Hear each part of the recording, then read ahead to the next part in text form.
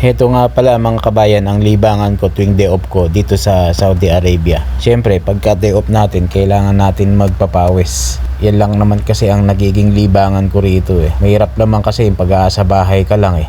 Kung ano-anong maiisip mo eh. At baka ma-stress ka lang lalo pagka day off mo na nga eh kinakailangan eh mag-unwind ka rin paminsan-minsan.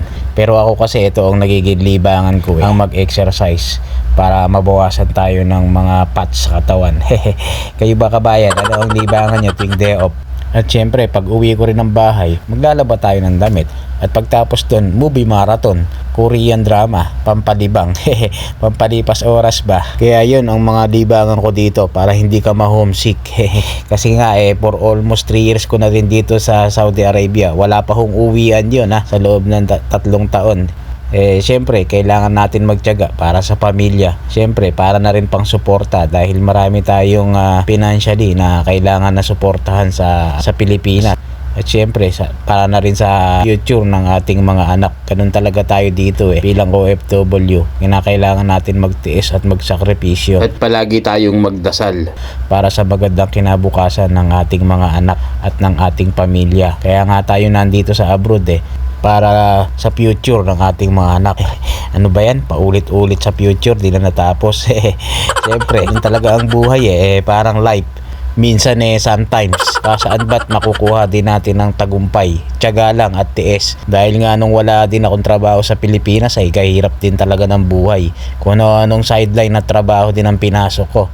Naranasan ko na rin mag-construction. Talaga nga naman, magkanda bali-bali ang likod mo, kabubuhat ng simento at maghalo ng hollow blocks.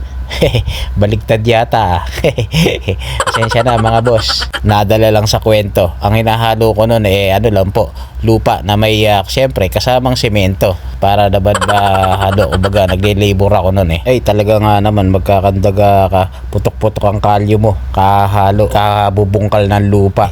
Ganun talaga kailangan natin magsakripisyo at kumita para pantustos sa ating pang-araw-araw na pangangailangan sa Pilipinas. Kaya po sa mga PPM sa akin na humihingi ng pa-GCash, pasensya na po talaga kayo. Wala naman po talaga akong kinita dito sa aking pagbablog. Simula't simula po, never po akong nagka-income dito. Meron nga po yung mga nagbibigay po sa akin ng star, pero hindi ko pa naman po nakukuha yun dahil hindi pa naman po ako monetize dahil nagka-restrict nga po ang aking page. Kaya pasensya na po talaga sa mga naghihingi sa akin sa GCash. Tinatry ko naman po kayong sendan kaya lang naman po hindi naman daw po ma-send ni Mrs. dahil sinabi ko po sa kanya na kahit paano bigyan mo nga ako Mrs. ng kahit pang bigas lang. Kaya pasensya na po talaga sa mga nanghihingi po sa akin.